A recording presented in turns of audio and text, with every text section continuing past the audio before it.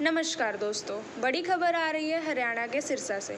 आपको बता दें कि सिरसा में मोबाइल इंटरनेट पर रोक लगा दी गई है। सरकारी आदेश में कहा गया है कि सिरसा में तनावपूर्ण स्थिति पनपने की आशंका है, जिसके चलते मोबाइल इंटरनेट पर आगामी आदेश तक रोक जारी रहेगी।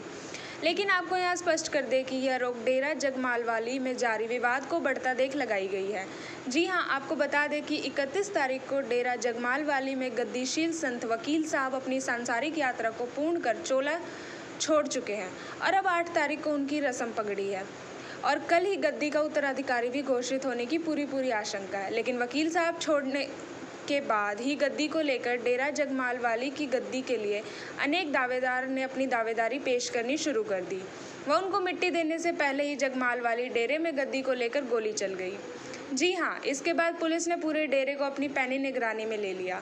वह ग्रोवर व वीरेंद्र को पुलिस ने काफ़ी मशक्कत के बाद डेरे से बाहर निकाला। इसके बाद वकील साहब के करीबी माने जाने वाले वीरेंद्र ने एक वीडियो जारी कर वकील साहब की एक वसीयत अपने नाम दिखाई, जिसके बाद वह गद्दी की रेस में सबसे आगे निकलते नजर आ रहे हैं।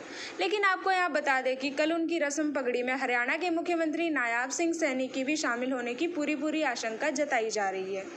आपको बता दें कि 31 तारीख के बाद वीरेंद्र डेरे से दूरी बनाए हुए था, परंतु आज सुबह 11 बजे के लगभग वीरेंद्र पुलिस के कड़े पहरे में डेरे में आता है और डेरे में बने सचखंड में बैठकर वकील साहब को श्रद्धा सुमन अर्पित करता है। वह समाधि पर माथा टेकता है और परिवार से मिलकर परिवार के सदस्यों के साथ एक प्रेस कॉन्फ्रेंस भी करता है और अपने आप को गद्दी का असली हकदार बताता है।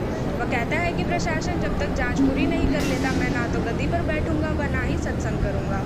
आपको बता दें कि इससे पहले भी वीरेंद्र के भाजपा नेताओं के साथ काफ़ी करीबी रिश्ते देखने को मिले हैं। वहीं इसी दौरान दूसरे पक्ष के लोग डेरे में संगत से इकट्ठा होने की बात कर रहे हैं कि वीरेंद्र डेरा संगत को मंजूर नहीं है।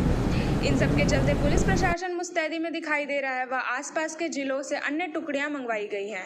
आपको बता दें कि कल आशंका है कि हरियाणा के मुख्यमंत्री नायाब सिंह सैनी भी इस रस्म पगड़ी में शामिल हों और वीरेंद्र सिंह की गद्दी सौंप दी जाए। आपको बता दें कि इससे पहले दूसरा पक्ष आरोप लगा रहा था कि वीरेंद्र भाजपा नेताओं के साथ नज़दीकियों का फ़ायदा उठाने की बात कर रहा है।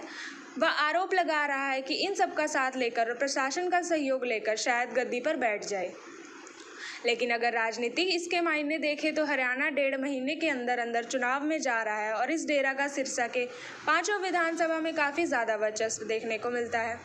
अब तो यहाँ पर कोई नेता अपनी राजनीतिक रोटियां सेकता नजर आ रहा है, लेकिन अब देखना होगा कि इस डेरा की गद्दी पर कौन बैठता है और इसके राजनीतिक मायने क्या रहते हैं, व सामाजिक पहलू क्या रहते हैं। लेकिन इससे पहले आपको बता दें कि कल शायद गद्दी के ऊपर वीरेंद्र सिंह की ताल पक्की मानी जा रही है और पुलिस प्रशासन इसको लेकर पूरी तरह से मुस्तैदी है, चप्पे पर अपनी नज़र बनाए हुए है। आपको बता दें कि इससे पहले वीरेंद्र सिंह तत्कालीन मुख्यमंत्री मनोहर लाल खट्टर को भी डेरे में बुला चुका है। अब इस डेरे के अंदर 31 तारीख के बाद से अन्य राजनीतिक दलों के राजनेता भी राजनीतिक व सामाजिक दायित्वों को निभाने यहाँ पहुँच रहे हैं। लेकिन सबसे बड़ी बात यह है कि कल डेरे में जो हालात है वो देखने वाले होंगे और पुलिस प्रशासन को पूरी कोशिश रहेगी कि डेरे में किसी भी प्रकार की अशांति ना फैले। इसी के तहत सिरसा जिला के अंदर इंटरनेट सेवाएं बंद कर दी गई हैं। पुलिस प्रशासन ड्रोन से व डेरे के चारों तरफ पुलिस अपनी निगरानी कर रही है। यहाँ भीड़ जुटने जाने से रोक रही है, लेकिन देर रात तक डेरे में काफ़ी संख्या के साथ साध संगत है। वे कैसे तैसे करके अन्य संगत भी डेरे में पहुंचने की कोशिश कर रही है।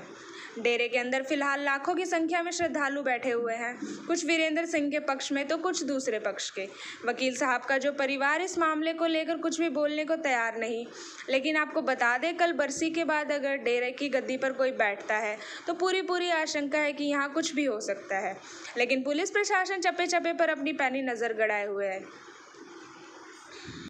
न्यूज़ टाइम के लिए प्रदीप की रिपोर्ट सिरसा से।